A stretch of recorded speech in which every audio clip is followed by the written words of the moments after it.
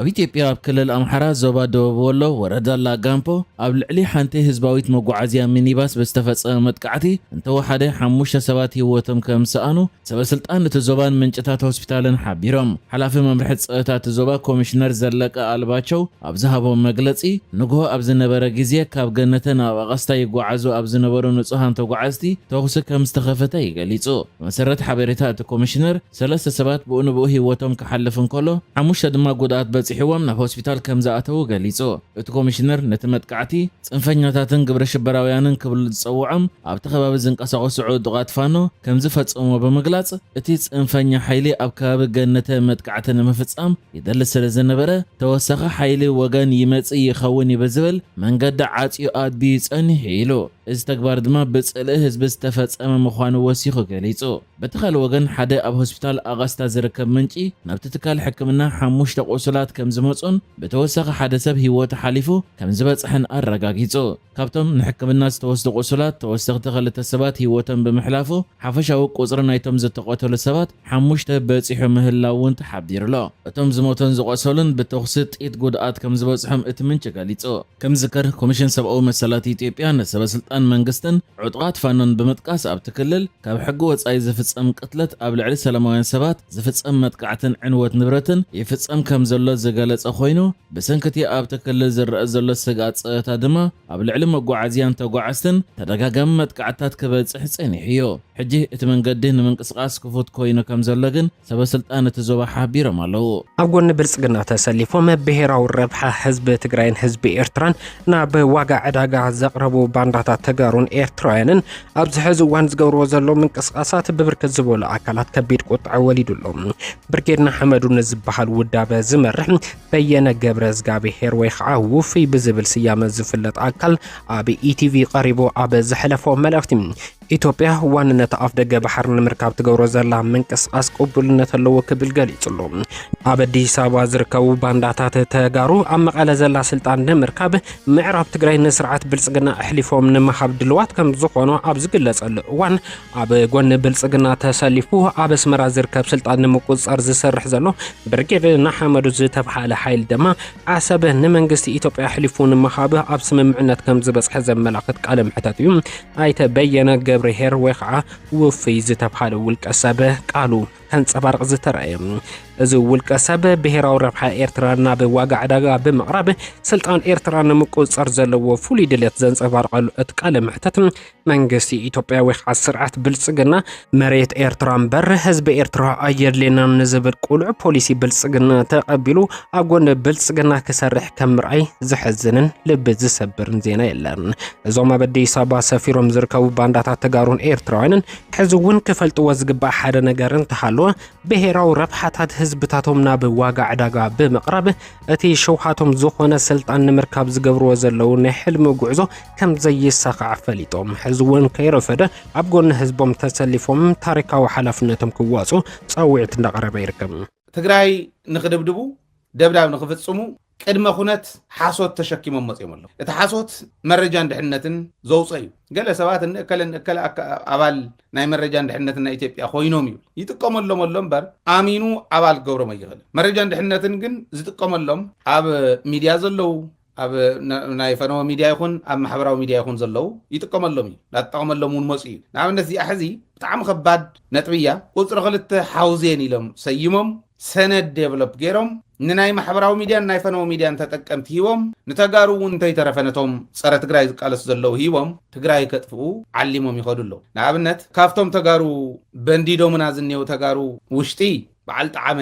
በዓል ደስየ ሸናፊ ለጢፎም ኣሎ። ንትግራይስ ትግራዋይ ክድብድባ እዩ ኢሎም ካልኣይ ሓውዜን ክፈጥሩ እዮም ይብሉ እሞ ትድንቁርነኦም ታሪክ ሓውዜን ይቕልብስኹም ዘለዎ ይርድው። ታሪክ ሓውዜን እስታይ ካልኣይ ሓውዜን ኢሎም ከቕምጥዎ ከለዉ ንሓውዜንስ ወያነ ይደብዲብዋ ይብሉ። ኣበይ ነይሮ ነው ኣየር ወይስ ከምቲ ጣዕመ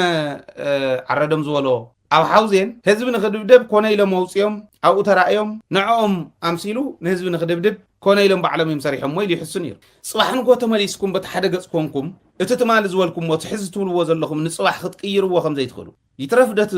ካልእ ትግራዋይ ባዕልኩም እውን ተዛሪብኩም ክትቅይርዎ ናብ ዘይትኽእሉ ደረጃ ተኣትኹም ዘለኹም ብህልኽ ዘይኮነ ነገር ሎሚ ተዛሪቦም ጽባሕ ንጎ ክመልስዎ ናብ ዘይኽእሉ ዓዘቕቲ ኣትኹም ዘለዉ ይርዱ። ሓውዜን ህዝቢ ትግራይ ክጸንት ኬሚካል እንተይተረፈ ተጠቂሙ ብኣየር ኣብ ዕዳጋ ብኣየር ክድብድብ ከሎ ደርጊ ንወያነ ኢሉ ይኮን ዋላ እንተ ተሓዊሱ ትድንቁርኖም ነቲ ሕጊ ዓለም ስረጊጾሞ ይኹን ነቲ ሕጊ ዓለም ጥሒሶም ንኣብይ ኣሕመድ ክድግፉ ይኹን እቲ ታርጌት ጌርካዮ ዘለኻ ሓይልን ህዝብን እንተተሓዊሱ ኮላተራል ዳሜጅ ከይህሉ ኢልካ ህዝቢ ጥራሕ ተይኮነስ ናይ ህዝቢ ትካል እኳ እንተሃልዩ ናይ ህዝቢ ትካል ስለ ዝኾነ ይትኩስን ኢልካ ኢኻ ትምለስ እዚ ሕጊ ዓለም ዝብሎ እዩ ሕጊ ዓለም ሓሊፎም ትግራዋይነቶም ሓሊፎም ግን ፀረ ትግራይን ፀረ ህዝቢ ትግራይን ክቃለሱ ከለዉ ይሕዝኑ ምሕዘንቲ እዮም ጽባሕን ጎ ክትሓፍሩሉ ኢኹም እንተ ዝግበር ነይሩ እውን ከምኡ ገይሮሞ እንተዝኾኑ እውን ንሳቶም ስለ ዝኣተዉ ህዝቢ ከይልክም ኣይድብድብን ኢሉ ክተርፍ ነይርዎ ደርጊ እንተ ገይሮሞ ነይሮም እውን ታሪክ ክትቅይሩ ክትበላሽው እንዲኹም ከተመራስሑ እንዲኹም ትሰርሑ ዘለኹም ግን ከምኡ እንተ ዝኾኑ እኳ ነይሩ ህዝቢ ስለ ዘሎ ኮላተራል ዳሜጁ ናይ ህዝቢ ዕንወት ናይ ህዝቢ ሞት ስለ ዝኾነ ኣይድብድብን ኢሉ ክወፅእ ነይርዎ ማለት እዩ ደርጊ ንስይት ሓቂ ብዝኾነ ኮይኑ ግን ትሕዝብልዎ ዘለዉ ብደንብ ገይረ ከም በወልኩም ህዝቢ እውን ክጥንቀቕ መሪሕነትና እውን ክጥንቀቕ እንታይ እንዳበልቀኒ ነይረ ቅነ እታ ናይ መወዳእታ ካርድታት ናይ ብልፅግና ብዙሓት ከይደን እየን ተቃፂለን እየን እታ ናይ መወዳእታ ዘይተቃፀለት ካርዲ ደብዳብ እያ ደብዳብ ብቡምባ ከተማታት ምንዳድ ደብዳብ ብቡምባ ብኬሚካል ከተማታት ምንዳድ መሪሕነትና ታርጌት ዝገበረ ደብዳባት ምፍጻም ዝእከብሉ መኪና ዝውርዎን እዚአን ታርጌት ክንገብር ኢና እሞ መጽናዕቲ ይገበርና ተባሃለ ዝቐነየ ነጊረኩም እታ ናይ መወዳእታ ናይ ሸረሪና መካሓስ ዝገብረላ እውን እታ ናይ መወዳእታ ህዝቢ ትግራይ ክዕንወላ ኢሉ ሒዝዋ ዝመፀውን እዚኣ እያ ኢለኩም ነይረ ተመሊስኩም ፕሮግራማትና ረኣይዎም ሕዝታ ይብለ ኣሎ ናይ ኢትዮጵያ መረጃን ድሕነትን መረዳእታ እዩ ኢሉ ሆን ሪቪው ዝበሃል ናይ ማሕበራዊ ድረገጽ ዘውፀ እዮም በዓል ጣዕመ እውን ዘርጊሖም ዘለዉ ሕዚ መረጃን ድሕነትን ይፅሒፍዎ ሰነድ ክፅሓፍ ከሎ ኮነ ተባሂሉ ተጻሒፉ ማለት ከተማታት ትግራይ ክድብደባ ስለ ዝደለዩ እውን ወያነ ከተማታት ትግራይ ንምድብዳብ ኣብ ውሽጢ ትግራይ ጥቃዓት ንምፍጻም ይዳለሎ እዚ ክዳሎ ከሎ ፌደራል መንግስቲ ክድብድበና እዩ ኢሉ ብማሕበራዊ ሚድያ ይንዝሓልና ኣሎ ግን ባዕሉ ክድብድብ ስለ ዝሓሰበ እዩ ይብል በበይ ገሪኡ ክድብድብ በየነይቲ መደብደቢት እዩ ክድብድብ ኣብያ ዘላታ ኣየ ክሕስቡ ከለው ምሕረት ዘይብሉ ሓሶትኩም ዝሕስቡ ረኣይዎም መራሕቲ ሕወሓት ኣብ ዛላምበሳ ምስ መራሕቲ ሰራዊትን ሲቪልን ናይ ኤርትራ ተዛትዮም እዮም ይብሉ ሕዚ እንታይ እዮም ዝዛተዩ ዘለዉ ዝብልዎም ናይ ትግራይ መራሕትስ ምስ ናይ ሻዕብያ መራሕቲ ሰራዊትን መራሕቲ ፖለቲካን ተራኺቦም ህዝብና ኣደባድቡና ክብሉ ማለት እዚ ሕዝቢ ባዕሎም ዝገብርዎ ስለ ዝኾነ ባዕሎም ዝሰርሕዎ ስለ ዝኾነ ንሻዕብያ ንዓደባድበና ህዝብና ኣዋቅዕና ኢሎም ሻዕብያ ሒዞም ካልኦት ሓይልታት ሒዞም መፅዮም ዝደብደቡና ሓይልታት ስለ ዝኾኑ ናቶም ተግባር ንመሪሕነት ትግራይ እዮም ዝውዎን እዮም ከምኡ ክገብር ይብሉ ግን ዘይተረድእዎ እንታይ እዩ ተኣየር ካበይ ክትመፅእ ምስ ሻዕብያ ዘላግብዎ ዘለው ደብዲቦም ከይዶም ናይ ሻዕብያ ኣየር እያ ደብዲባ ንምባል ሻዕብያን ሕወሓትን ኮይኖምስ ንህዝቢ ትግራይ እንደብድቦ ንምንታይ እዮም ደብድቦ ዝብሉ ኢሎም ከውፁ ከለው ወታደራውን ፖለቲካውን ወፍሪ ዘካተተ እዩቱ ዘመተኦም ይብሉ እሞ ኣብዚው ቁጣዕ ህዝቢ ንምልዓል ተቃውሞ ህዝቢ ንምልዓል ህዝቢ ንክቃወም ፀረ ብልፅግና ህዝቢ ንክቁጣዕ ፀረ ብልፅግና እዮም ዝገብርዎ ዘለው መዝቢ ትግራይ ፈትይዎ ዲ ንብልፅግና ሕዚ ተቆጢዑስ መለሱና ክንከዲና ባዕልና ኣሰልጡንና ክንከዲና ባዕልና ዓድና ነፃ ክነውፅኢና ኢልና ምዕራብ ትግራይ እስካዕ ስልጥን በፂሑስ መሪርዎ ግዜ በዚሕዎ ብልፅግና ዝበሃል ሽሙ እውን ተቃል ያው ጽቡቅ ቃል እንዲ ብልጽግና መሪጾም እዮም ዝሕዙ ኣብ ስራሕ ግን የለን በተጻራርናቱ እዩ ብልጽግና ዝበሃል ወይ አብይ አሕመድ ዝበሃል ወይ ኢትዮጵያ ትበሃል ዓዲ ካብ ሕሉን ግሕጥ ጠቢል ዝደርበየ ጸሪጉ ዝደርበየ ህዝቢ ዘለን ኣብ ህዝቢ ትግራይ ቁጣዕን ምፍጣር ምንቕናቕ የድልየካን ምውቃዕ የድልየካን ተላዓል ህዝቢ ትግራይ ተቃለሲልካ ምቅላስ ጥራሕ እዩ ጥራሕ እቱ ፋይናል ጎልካ ናይ መወዳእታ ጎል እንታይ ኢልካ መፍላይ ግን የድልየካ ስለዚ ቁጣዕ ህዝቢ ንምልዓልን ተቃውሞ ንምልዓልን እዮም ዝሰርሕዎ ዘለዉ ይብሉ እሞ ኣብዚ ዛላምበሳ ተራኺቦም ዝበልዎም ወዲ እምበይተይን ወዲ መድህንን ክንፈዳኘውን ከም ዝተረኸቡ ሰለስቲኦም ጀነራላት ኣብ ዛላምበሳ ከም ዝተራኸቡ እና ዛላምበሳ ዝተመረፀትሉ ምክንያት ታሪኻውን ወታደራውን አቀማምጣ ስለ ዘለዋ ይብሉ እሞ ንዕወሊ ኤርትራውያን ኢሎም ምስ ኤርትራውያን ተዛትዮምስ ትግራይ ኣደባድቡና ህዝቢ ትግራይ ምእንታን ተቆጢዑ ክልዓልስ ኣደባድቡና ኢሎም ከተማታት ትግራይ ክድብድቡ ይዳለወለው ኢሎም ብልጽግና እዮም ንዓና ዝነግሩና ዘለዉ ሕወሓት ክድብድበካ ህዝቢ ትግራይ ኢሎም ማለት እንተነኣሰ ብልጽግና እንታይ ክገብር ከም ዝኽእል ህዝቢ ትግራይ ኣብ ዝረኣየሉ ትግራዋይ ኣብ ዝረኣየሉ ትግራዋይ ንምጥፋእ እንታይ ክገብር ከም ዝኽእል ጠንቂቁ ዝፈልጥ ትግራዋይ ኣብ ዘለዎስ እዚ ኢሎም ሓስዮም እዚ ኢሎም ተዛሪቦም ከነላዓዕሊና ኢሎም ሕሳቦም ኢቱ ዝገርም ስለዚ እዚዩ ፈጺሙ ንፌደራል ንምጥቃዕ ናብ ፌደራል ንምጥባቅ ንምልጋብ ኣብ ማሕበራዊ ሚድያ ተጽዕኖ ፈጠርቲ ዝብሃሉ ግለሰባት እውን ንምጥቃም ፌደራል ክኸስስ ይውዕልን ይሓድርን ኣሎ እዚ ከዓ ንሕና ኣይኮናን ክድብድበኩም ዝኽእል ቁፅሪ ክልተ ሓውዝየን ክፍጽም ዝደለየ ሕወሓት እዩ ድሓን ቁፅሪ ክልተ ሓውዝየን ምዃኑ ምርድኦም እዩ ሓደ ነገር ትዝፍጽምዎ ቁፅሪ ክልተ ሓውዝየን ክኸውን ከም ዝኽእል ይነግሩና ኣለዉ ነዚ ሃይለ ሰሙናት ቀዲመ እታ ክገብርዋ ዝኽእሉ ናይ መወዳእታ ካርዶም ተንዘምፅዎን ኬሚካልን ተንዘምፅዎን ቦምባታት ኣብ ትግራይ ኣብ ከተማታት ትግራይ ምፍሳስ እዩ ስለዚ ነዚኣ እንታይ እያ ትኸውን ፀረ ኣየርካ ፀረ ድሮንካ ብደንቢ ጌርካ ተኽትት ኣብ ኩሉ ከባቢ ትእቱ ዓቕምኻ ክንዲ ዝፈቐዶ ትእቱ ድሕሪኡ እዚ ሒዝካ እውን ይኣኽለኒ እየ ትብልን ቤት ምክሪ ትግራይ ኣዋጅ ከውፅእ ኣለዎ ኢለ ህዝቢ ትግራይ ሰላሙ እስካዕ ዘረጋግፅ ድሕንነቱ እስካዕ ዘረጋግፅ ብሰማያት ትግራይ ክትሓልፍ ትኽእል ኣየር የላን ተደልያ ዘይራት ሕለ ኢትዮጵያ ሕጂ እውን ብመንገዲ ዕላውያን መንግስታውያን ማዕከናት ኣቢላ ናብ ኤርትራ ዘነጻጽረ መግለጽታት ተውፅእ ኣብ ዘላትሉ ግዜ ነቲ ገለ ላዕለዎት ወተሃደራውያን ሰበስልጣን ኤርትራ ምስ ገለ ናይ ትግራይ ወተሃደራውያን መራሕቲ ኣብ ትግራይ ዝገበሮ ርክብ ኣመልኪታ ብመንገዲ መንግስታውያን ማዕከናት ጌራ ዘርጊሓቶ ኣብ ዘላ ሰፊሕ ጸብጻባት ንኤርትራ ቀይሕ መስመር ተሰግር ኣላ ክትብል እያ ከተጠንቀቕ ተረኣያ ዘላ ኢትዮጵያ ንኤርትራ ኣብ ትግራይ ልኡላውነት ተጥሕሳላ ኢላ ከሲሳ ዘላ ኮይና ዘሎ ኩነታት ከይጋደድ ድማ ኣጠንቂቓ ወተሃደራውያን ኣዘዝቲ ኤርትራ ናብ መሬት ትግራይ ኣትዮም ብኣባላት ሕወሓትን ብህዝቢ ተቐባልነት ረኺቦም ብምባል ኤርትራ ኣብ ክልል ትግራይ ምጥሓስ ልኡላውነት ኢትዮጵያ ኣካይዳ ክትብል እውን ኢትዮጵያ ከሲሳላ ኣብቲ መግለጺታት ኢትዮጵያ ኣብ 2022 ዝተፈረመ ስምምዕ ፕሪቶርያ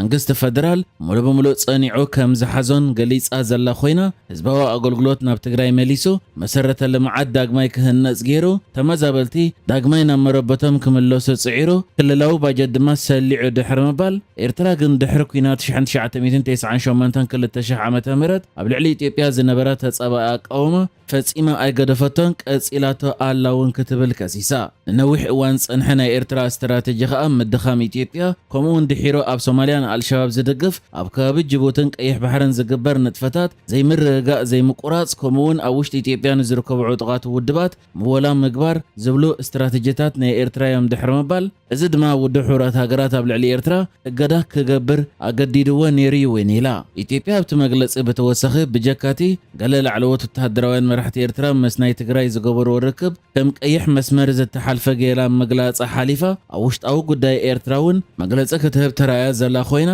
ንቆጠባ ኤርትራ ድማ ኣብ ትሕቲ ዘይተገደበ ምስ ግዴታዊ ሃገራዊ ኣገልግሎት ዝተኣሳሰር ወተሃደራዊ ምትእታው ዝግበረሉ እዩ ብምባል ብዝሒ ዘለዉ መንእሰያት ኤርትራ ናብ ኢትዮጵያ ክስደዱ ከም ዝደረኸውን ገሊጻ ኢትዮጵያ ወሲኻ ኣብዚ እዋን ኤርትራ ምስ ሕወሓትን ግብፅን ተሰሊፋ ኢትዮጵያ ቆጠባ ይዓብየሉ ኣብ ዘሎ እዋን ነቲ ሃገር ንምብታንን ንምድኻምን ትጽዕር ኣላ ክትብል እውን ከሲሳላ ኣብ መወዳእታ ድማ ኢትዮጵያ ስቕታ ዝመረጸት ደኺማ ስለ ዘይኮነት ነብሰ ምክታእ ክትገብር ስለ ዝመረጸት እዩ ብምባል ዞባዊ ምትሕባር ከም እትመርፅን ብሰላማዊ መንገዲ ዘይምርድዳእ ክትፈትሕ ተወፋይነት ከም ዘለዋ ክትገልጽን ከላ ኣብ መሬት ኢትዮጵያ ግን ብዘይ ኣፍልጦ ፌደራል መንግስቲ ዝኾነ ወተሃደራዊ ህላወ ናይ ወጻኢ ሓይሊ ከም ዘይተጻወረ ብምግላጽ ማሕበረሰብ ዓለም ስምምዕ ፕሪቶርያ ሙሉእ ብምሉእ ተግባራዊ ክኸውን ሓይልታት ኤርትራ ካብ ትግራይ ክስሕቡ ጸቕጢ ክገብር ድሕሪ ምጽዋዕ ነዚ ዘሎ ኩነታት ቀጻሊ ምግዳድ ንሰፊሕ ቀርኒ ኣፍሪቃ ኣብ ዘይምርግጋእ ክእቱ ዝኽእል ዳግማይ ግጭት ክለዓል ከም ዝኽእል ድማ ኣጠንቂቓላ ላዕለዋይ ልኡኽ ትራምፕ ዲፕሎማስያዊ ርክባት ንምሕዳስ ናብ ኣስመራ ይበጽሕ ካብ ምምሕዳር ፕረዚዳንት ዶናልድ ትራምፕ ዝተለኣኸ ላዕለዋይ ልኡኽ ኣብ መንጎ ኤርትራን ሕቡራት መንግስታት ኣሜሪካ ንነዊሕ ዓመታት ተሓላሊፉ ዝጸንሐ ዲፕሎማስያዊ ዝምድናታት ንምሕዳስን ንምጥንኻርን ኣብ ኣስመራ ወግዓዊ ዑደት ይገብር ኣሎ እቲ ብላዕለዎት ዲፕሎማስያት ዝተሰነየ ልኡኽ ምስ ፕረዚዳንት ኢሳያስ ኣፈወርቅን ካልኦት ላዕለዎት ሰበስልጣን መንግስቲ ኤርትራ ተራኺቡ ኣብ ዞባዊ ጸጥታ ሰላም ቀርኒ ኣፍሪቃን ቀይሕ ባሕርን ዘተኮረ ዓሚቕ ልዝብ ከም ዝተኻየደ ተፈሊጡ ኣሎ ድሕርቲ ኣብ መንጎ ኤርትራን ኢትዮጵያን ዝተበጽሐ ታሪካዊ ናይ ሰላም ስምምዕ ምምሕዳር ትራምፕ ምስ ኤርትራ ዘለዎ ርክብ ብምሕዳስ ኣብ ዞባ ቀርኒ ኣፍሪቃ ዘላቂ ሰላም ንምስፋን ዝዓለመ እዩ ሕቡራት መንግስታት ኣሜሪካ ኤርትራ ኣብ ስትራቴጂካዊ ኣቀማምጣ ቀይሕ ባሕሪ ዘለዋ ተራ ብምግንዛብ ኣብ ጉዳይ ምክልኻል ግብረ ሽበራን ጸጥታ ባሕርን ብሓባር ንምስራሕ ዘለዋ ድሌት ገሊጻ ክልቲኦም ወገናት ኣብ መጻኢ ክህልዎም ዝኽእል ናይ ንግድን ወፍርን ዕድላት ከምኡውን ሕቡራት መንግስታት ኣሜሪካ ኣብ ኤርትራ ክትገብሮ እትኽእል ልምዓታዊ ሓገዛት ክመያየጡ እዮም ተባሂሉ ይጽበ። ተንተንቲ ፖለቲካ ከም ዝገለጽዎ እዚ ናይ ትራምፕ ላዕለዋይ ልኡኽ ናብ ኣስመራ ዘካይዶ ዘሎ ዑደት ኤርትራ ካብ ጸንሓቶ ዲፕሎማስያዊ ተነጽሎ ወፂኣ ናብ ዓለም ለኻዊ መድረኽ ንምምላስ ዝግበር ዘሎ ዓብይ ስጉምቲ እዩ። መምሕዳር ትራምፕ ቅድሚ ሕጂ እውን ኤርትራ ኣብ ዞባዊ ሰላም ኣበርክቶ ዘለዋ እወታዊ ተራ ብምምጓስ ነቲ ተነቢሩላ ጸንሐ እገዳታት ንምልዓል ክሰርሕ ከም ጸንሐ ይዝከር። እዚ ናይ ሎሚ ዑደት ድማ ነቲ ተጀሚሩ ዘሎ ናይ ምቅራብ መስርሕ መቐጽልታ ምዃኑ ተሓቢሩ። መንግስቲ ኤርትራ ብወገኑ ነቲ ልኡኽ ድሙቕ ኣቀባብላ ከም ዝገበረሉን ምስ ሕቡራት መንግስታት ኣሜሪካ ኣብ ምክብባር ላዕላውነት ሓበራዊ ረብሓን ዝተሰረተ ርክብ ንምህናፅ ድልው ምዃኑ ገሊጹ። ታት ዓዲ ኋላ እምነ ሓይሊ መንደፈራ እንድባርዋን ዝናብ ኣብ ህይወት ጥሪትን ዘራእትን ጉድኣት ኣውሪዶም ብመሰረት ከካብ ከባቢኡ ዝበፅሐና ሓበሬታ ኣብ ንኡስ ዞባ መንደፈራ ምምሕዳር ከባቢ ኩዶ ፈላሲ ኣብ ዝርከብ ማጨሎት ጋብር ደርዓንቶ ብክልተ ነሓሰ ዝሃረመ ብርቱዕ ዝናብ ኣብ ህንፃ ቤተ ክርስቲያንን ዓበይቲ ኣግራብን ጉድኣት ኣውሪዶም በቲ ሓደጋ ናይ ነዊሕ ዓመታት ዕድመ ዘለዎ ብራናታት ዘጠቓልል መጻሕፍትን ንዋየ ቅዱሳንን ዕንወት ክወርዶን ከሎ ቀጽሪ ቤተ ክርስቲያን ከም ዝፈረሰ ወኪል ኤሪና ሓቢሮም ኣብ ንኡስ ዞባ እምነ ሓይሊ ምምሕዳር ከባቢ ዓዲ ጎስ ብ29 ሓምለ ዝሃረመ ህቦብላን በረድን ዝተሓወሶ ዝናብ ድማ ምፍራስ መናድቕን ምቕንጣት ዚንጎታትን መንበረ ኣባይትን መስጊድን ከስዕብን ከሎ ክልተ ቆልዑ ኣካላዊ ጉድኣት ወሪድዎም ኣብ ሕርሻታት ድማ ጉድኣት ወሪዶም ብዘይካዚ ኣብ ንኡስ ዞባ ድባሩ ዓድታት ኣማድር ሁርጉድን ዓዲገረድን ብ27 ሓምለ ብዝወቕዐ በረድ ዝተሓወሶ ብርቱዕ ዝናብ ኣብ ሕርሻታት ከፊላዊ ጉድኣት ከም ዝወረደ ትዝረኸብናዮ ሓበሬታ የነጽር ብተመሳሳሊ ኣብ ንኡስ ዞባ ዓዲ ኋላ ምምሕዳር ከባቢ ማይ ንሂዩክ ብ9 ሓምለ ንፋስን በረድን ዝተሓወሶ ዝናብ ብምውቅዑ ኣብ መጓሰ ዝነበራ ጓል 9 ጓል 12 ዓመት ቆልዑ ብውሕጅ ክውሰዳ እንከለዋ 55 ጥሪት ከም ዝሞታ ከምኡውን ኣስታት 360 ሄክታር ዘራእቲ ብውሕጅ ከም ተደምሰሰን 3 መንበረ ኣባይቲ ጉድኣት ከም ዝወረዶን ደንጊዩ ዝበፅሐና ሓበሬታ ኣፍሊ ዲያስፖራ ትግራይ ኣብዞም ዝሓለፉ ዓመታት አንጻር ወረርቲ ትግራይ ካብ ውሽጢ ዘሎ ትግራይ ብዘይና ኣስመልክዑ ብብዙሕ መንገዲ ክሳብ ናብ ትግራይ መፂኻ ናብ ሜዳ ወሬድካ እስካዕ ምግዳል ዝበፅሐ ታሪካዊ ተጋድሎ ኣካይዱ እዩ ካብዚ ብተወሳኺ እውን ዲያስፖራ ትግራይ ዘለው ጸገማት ናይ ናብራ ሽግራት በዲሁ ናይ ኩነታት ኣየር ኮታስ ኩሎም ዓይነታት ሽግራት ተጻዊሩ ናብ ዝተፈላለዩ ትካላትን መንግስታት ዓለምና ብዘይ ዕረፍቲ ግዘ ሰዓትን ከይመረጸ ዝረኸቦ ኣጋጣሚ ተጠቂሙ ጸገም ህዝቡ ዓለም ክፈልጦ ምግባር ልዑል ተጋድሎ ኣካይዱ ዲያስፖራ ትግራይ ብዝተፈላለዩ መንገድታት ነቲ ብዕጽዋን ክባን ብኩናትን ሰለባ ኮይኑ ዝተሓሰየ ህዝቦም ብመዳይ ገንዘብ ዓይነትን ንብረትን ኩሉ ዓይነት ድጋፍ ብምግባር ታሪክ ዘይርስዑ ገድሊ ኣካይዶም እዮም ብኻሊ መዳይ ድማ ንሰራዊት ትግራይ ኮነ ንመንግስቲ ትግራይ ብኩሉ መዳይ ኢኮኖሚያዊ ዓቕሚ ክድልድል ሰራዊት ኣብ ምሕካም ኮነ መድሓኒት ኣብ ምግዛም ጽጉማት ኣብ ምሕጋዝ ኣድላይ ዘበለ ድጋፍ ኣበርኪቱ እዩ ዲያስፖራ ትግራይ ካብዞም ኣብ ላዕሊ ዝገለጽኩም ብተወሳኺ ኣብ ዝተፈላለዩ ክፍለ ዓለማት ኣብ ዝግበሩ ዋዕላታት ቀሪቦም ተደራዲሮም ተዛትዮም ከም ኣምባሳደራት ኮይኖም ዲፕሎማስያዊ ዓቕምና ኣጠንኪሮም እዮም ነካይዶ ንዝነበርና አንጻር ጽንተት ዝኾነ ኩናት እውን ምኽንያታውን ተገፊዕና ከም ዝኾንና እውን ዓለም ክፈልጦ ምግባር ዝለዓለ እጃም ነይርዎም بحافش أتقليل كان ترى دياسبورا تجري نهزبو كل مدى ومسواتنا تكفلو دمس هزبو كموخان حليفهم من شيء إقونومي عقم هزب منجستن سراويتن زهنا دجن قينو نفتحاوي كوينات زمرحن زت أناخرن أمباسادر كوينو دمه دبلوماساو عقم تجري كقلبوتها مجبر تاريخاو جننات فتسيمويوم إذ تجارلو حزون تتناخير بزقص للو وسادم عرف زلنا تقون هزب تجري مليو كاب ورتن شقونتن واسم حلواتن دحننتون وحس جيرو جزعة وحدنتو تماريسو زتمزابلون زتسددون زيغاتاتون أب مربتهم تخيلهم عرسهم زخلو لبايتا أب مفترف زجبر نايم خطة تجارلهم اتناي قدم إجامو تسبيس زجبرلو وسان معرف نركبو ኤርትራ ንጸጥታን ምትሕብባርን ቀይሕ ባሕሪ ዝዓለመ ስትራቴጂካዊ ንድፈ ኣቕሪባ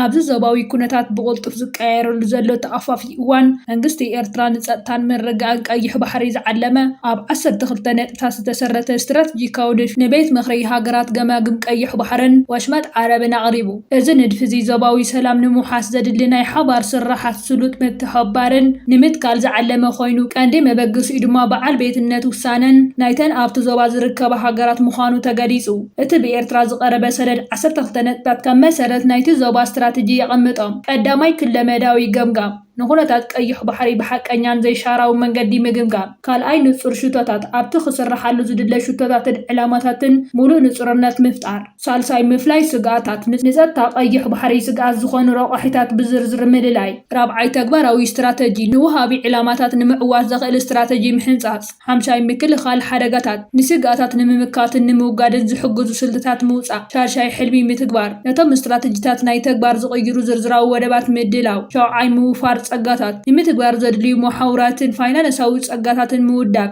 ሻምናይ ምኽባር ለኣላውነት ኩለ መዳያዊ ኣብ ምኽባር ለኣላውነት ሃገራትን ኣህጉራዊ ሕግን ዝተሰረተ ምዃኑ ምርጋጽ። ታሽዓይ ምህናጽ ዓቕሚ ሃገራት ገማግም ባሕሪ ናይ ገዛ ርእሰን ናይ ምክልኻል ጸጥታን ዓቕሚ ክህልወን ምግባር። 10ይ ምትሕባር ኣብ መንጎ ሃገራት ዞባ ቀይሕ ባሕሪ ዘሎ ምትሕባር ምሕያል። 11 ምውጋድ ግዳማዊ ውድድር ነቲ ዞባ ካብ ውድድር ዓበይቲ ሓልታት ዓለም ነፃ ምግባርን። 12 ቀጻሊ ምኽክር ምስና ተቃየረ ዝኸይድ ዘሎ ኩነታት ንምስጓም ስሩዕ ምክክር ምክያድ። ኤርትራ ኣብ መግለፂያ እዞም ነጥብታት እዚኦም ከም መበገሲ ሓሳባት ኮይኖም ብቐጻሊ ምኽክርን ልዝብን ከማዕብሉ ከም ዝኽእሉ ኣስሚራትሉ ኣላ። እቲ ንድፊ ብቐዳምነት ዞባዊ ሰላም ንምርጋጽን ነቲ ኣብ መንጎ ዓበይቲ ሓልታት ዓለም ዘሎ ምስሓብ ናብ ቀይሕ ባሕሪ ከይመሓላለፍ ንምክልኻል ዝዓለመ ከም ዝኾነ ተገሊጹ። ብልጽግና ዳግም ውዳብኡ ንምስጣም ክብል ኣምባሳደራት ናብ ከተማ መቐለ ክሰድድ ምዃኑ እንዳተገለጸ ይርከብ። ነባራት ኣመራርሓ ኦህዴድ ኣብ መንጎ ብልጽግናን ሕወሓትን ሽምግልና ንምጅማር ምድላው ይገብሩ ከም ዘለዉ ተገሊጹሎም። ኣብ መንጎ ሰልፊ ብልጽግናን ሕወሓትን ዘሎ ፖለቲካዊ ወጥሪ ንምህዳም ናይ ሽምግልና መስርሕ ንምጅማር ብኣምባሳደር ግርማ ብሩ ዝምራሕ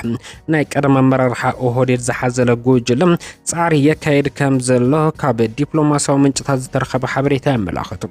እቲ ሓበሬታ ከም ዝሕብሮ ሕወሓት ምስ ሰልፊ ብልጽግና ናብ ድርድር ንኽመጽእ መበገሲ ዝኾኑ ዝተፈላለዩ ናይ ፖለቲካን ድሕነትን ውሳነታት ቀሪቦም ከም ዘለዉ ዝተገለጸ እንትኸውን ካብቶም ዝቐረቡ ቀንዲ ሓሳባት ድማ ናይ ወልቃይትን ራያን ጉዳይ ብሕጊ መሰረት ክፍታሕ፣ ኩሎም ተፈናቀልቲ እውን ወይ ከዓ ተመዛበልቲ ናብ ቀደም መነባብሮም ክምለሱ፣ ናይቲ ከባቢ ድሕንነት ድማ ብፌደራል ሓይልታት ክሕሎ ዝብል ሓድሽ ኣጀንዳ ሒዞም ከም ዝመጹ ተገሊጹሎም። ብተወሳኺ እውን ሕወሓት ዳግም ሕጋዊ ናይ ፖለቲካዊ ውድብ ኮይኑ ኣፍልጦ ክወሃቦ ናብ ትግራይ ተኸልኪሉ ዝጸንሐ በጀት ሙሉ ንሙሉ ክምለስ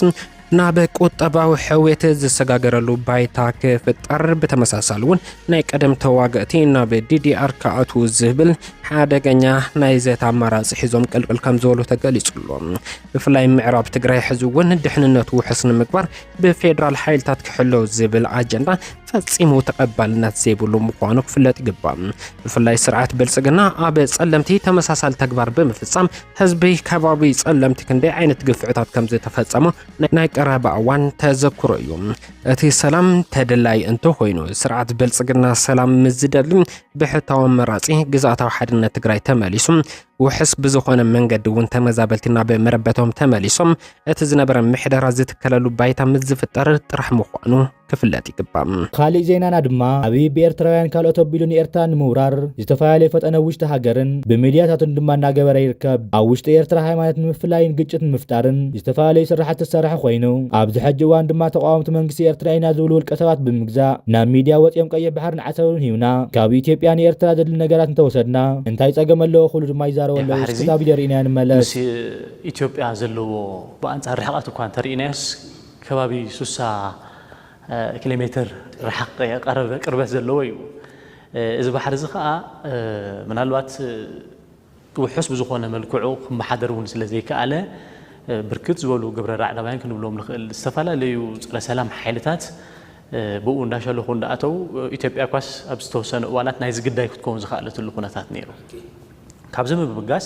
ከም መንግስቲ ኢትዮጵያ እዚ ሓሳብ እዚ ናይ ቀይሕ ባሕሪ ሕቶ ከም ሓሳብ ምብጋሱ ከመይ ርኢኹምዎ? እቲ ዝበፅሓ ጥቕዓ ተቐዲማ ናይ ምክልኻል መሰላን መውሓስ እቲ በብእዋኑ ቁፅሩ እንዳወሰኸ ዝኸይድ ዘሎ በዝሒ ህዝብን ከምኡ እውን ስሉጥ ዝኾነ ናይ ልምዓት ምንቅስቓስን እዚ ባሕሪ ዘጠቒምካ ምስ ካልእ ማሕበረሰብ ዓለም ንምርኻብ እውን ዓርሱ ዝኸኣለ ሓደ ዓብዪ ዋኒን እሞ ብዙ ኩሉ ተሓሒዙ እቲ መንግስቲ ኢትዮጵያ በጊስዎ ዘሎ ሓሳብ ከመይ ርኢኹምዎ? ጽቡቕ ኢና ርኢና ንሕና ምክንያቱ ቀዲመ ኢለካ ነይረ ዘለካ ትህብ እሞ ዘይብልካ ካ ትቅበል ድሕሪ 1945 ዓለም ብውዑልያ ትነብር ዘላ ብኪዳንያት እናባበር ዘላ እዘን ኩለን ዩኒየን ንብለን እዘን ኩለን ማሕበራት ንብለን ኣብ ውዑል ኣብ ኪዳን ዝተመስረተ ፀጥታዊ ኢኮኖሚያዊ ፖለቲካዊ ኣብ ውዑል ዝተሰረተ እዩ ዘሎ ብፍላይ ድሕሪ ካልኣይ ኩናት ዓለም ስለዚ እዚ ሓደ ንዓለምና ናብ ሓድሽ ኪዳን ካብ ኩሉ ምጥቕቃዕ ኣይተረፈን ግን ዝዳንየካ መወዳእቱ እቲ ኪዳን እዩ ስለዚ ዓለም ከዓ ነዚ ኪዳን እዚ ኣብ ምትግባር በብንደልዮ ድኻም ክህሉ ይኽእል ካልኦት ዝደልዮ እውን ይትግበር ይህሉ ክኸውን ይኽእል ከም መንግስቲ ከም ሃገር እዚ ሕቶ እዚ ካብ ኤርትራ ይደልየ ተባሂሉ ምልዓሉ ንሕና ሕጉሳት ኢና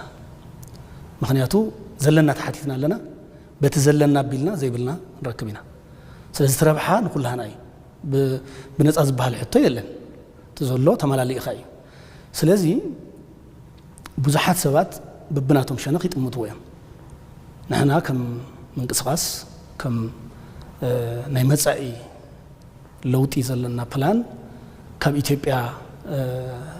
ዝመጻና ሕቶ ከም ዝሕጂ ዘሎ መንግስቲ ናይ ቆልዑ ዘረባ ናይ ቆልዑ መልሲ ዘይኮነስ ንኩላህና ዘረብሕ መልሲ እዩ ዘለና እዚ ከዓ ዓለም ከመይ ትሰርሕ ንሕና እውን ከመይ ክንሰርሕ ይግባአና ዝብል መጽናዕቲ እንዳገበርና ኣማኸርቲ እንዳገበርና ኣብ ዓለም ተመክሮ ዘለዎም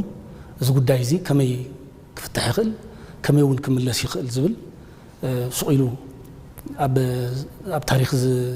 ንፖለቲካ ኢሎም ዝሰርሑ ወፅልኢ ህልኽ ውግእ እናልዓልካ ዘይኮነ ከም ሓድሽ ወለዶ ከመይ ኢልና ኢና ብሓባር ግደፎ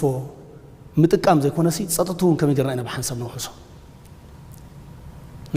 ንኢትዮጵያ ስግኣት ብዘይኸውን መንገዲ ንዓና እውን ስግኣት ብዘይኸውን መንገዲ ምክንያቱ እዚ ብዛዕባ ንምንታይ ተላዒሉ ዝበሃል ብዙሕ ፖለቲካዊ ትርጉም ተዋሂብዎ እዩ ንኣብነት ግብፂ እኮ ኣብ ኢትዮጵያ ተሰሪሑ ዘሎ ግድብ እያ ትዛረብ ዘላ እቲ ግድብ ኣብ ኢትዮጵያ እኳ እዩ ዘሎ ኣብ ግብፂ ይኮነን ዘሎ ስለምንታይ ትዛረብ ኣላ ስምምዕ ክህሉ ኣለዎ ትብል ኣላ ከመይ ዝንበር ከመይ ይግበር ንኣብነት ንናቱ ሕግታት ክህልዎ ይኽእል እዩ ኣብይ ዝተፈላለዩ ተንኮላት ናብ ኤርትራ ዝገብር ዘሎ ኮይኑ ኣብ ዝተፈላለዩ እዋናት ውሽጢ ሃገር ኣብ ዝተፈላለዩ ቦታታት ማእኸል ኣስመራን ሰለይቲ ኣብይ ብተደጋጋሚ ክትሓፁ ፀኒሖምን ኣለውን ኣብ ከባቢ ጸለምቲ ዝነበሩ 17 ብሹም ሓራ መሬት ዝብል ናይ ሽፍታ መሓውር ዝንቀሳቀሱ ዝነበሩ ዕጡቃት ሓይሊ ናብ ዓዶም ተመሊሶም ኣለዉ ብመሰረት ፀውዒት መንግስቲ ትግራይ ክልተ ምስ ዕጥቆም 15 ድማ ብዘይ ዕጥቂ ናብ ጀግና ሰራዊት ምክልኻል ትግራይ ከም ዝተጸንበሩ ንምፍላጥ ተኻይሎም ብታሕተዋይ ተከዘ ብደብረ ኣባይ ገይሮም ዝተመለሱ ተጋሩ ዝተረፉ ኣባላት ንኽምለሱ ድማ መልእኽቶም ሕሊፎም ኣለዉ ቤት ምክሪ ትግራይ ንዝምለሱ ኩለ መዳዩ ምትሕብባር ክገብር ምዃኑ ኣብ ዘውፅኦ ሓድሽ ኣዋጅ ምጥቃሱ ዝዝከር እዩ بمقصال ጋዜጠኛ መድሃን የግደይ ናብ ዘካፈለና ተወሳኺ ሓበሬታ ክንሐልፍ ኣብ ከተማ ሰቲት ሕሞራ በብቀበልዩ ህጹጽ ኣኼባ ይካየድ ከም ዘሎ ተገሊጹሎ ኣብ ግንባር ሸረሪና ብጀግና ሰራዊት ምክልኻል ትግራይ ንዝተረኸበ ዓወት ንምሽፋን ብልጽግና ዓወት ረኺቡ ዝብል ፕሮፓጋንዳ ኣብቲ ኣኼባ ይለዓል ከም ዘሎ ሰሚዕና ኣለና ህዝቢ ሕሞራ ካብ ሕዚ ተረጋጊዑ ስርሑ ክጀምር ንሕወሓት ኣብ ሸረሪና ቀቢርናዮ ኢና ዝብል ውን ፕሮፓጋንዳ በሰፊሑ ከንጸባርቁ ተራይሎ እቲ ምኽንያት ድማ ህዝቢ ናብ ከተማ ጎንደርን ናብ ካልኦት ከተማታት ኣምሓራ ይወፅን ይሃድምን ምስ ምህላው ተታሒዙ ምዃኑ እዩ ጋዜጠኛ መድሃን የግደይ ዝገልጽ ኣብ ከተማ ሰቲት ሕሞራን ከባቢኡን ዝርከባ ተሽከርከርቲ بسقات متقعت درون بچقان كالي كالرن تلخين من قصاصي غبرا كم زلاون تغليصلهم عوت شررينا نايت ديف كم زخونه زتردو سب خفتيم سرعتنا اب جونوسايد زتساتفو اكلات كاب حمورا موصومن مهدامومن اطلاقيرون كم زقصلون وسيخو تغليصلهم مبزحاتو سفاري متاو ما يترفن تخابيبنا انا زلنا ببين كمين كم زاتو ايفلطنا بزبل مدمدمتا مبصحمون تغازيطنيا وسيخو حبيرولهم بزيكازي حزبي اتخباب زخونه تولاد تግራይ ካብ መግዛእቲ ሓራክ ወፅም ብልዑል ሃንቀውታ ንጀግና ሰራዊት መከላኸል ትግራይ ይጽበ ከም ዘለውን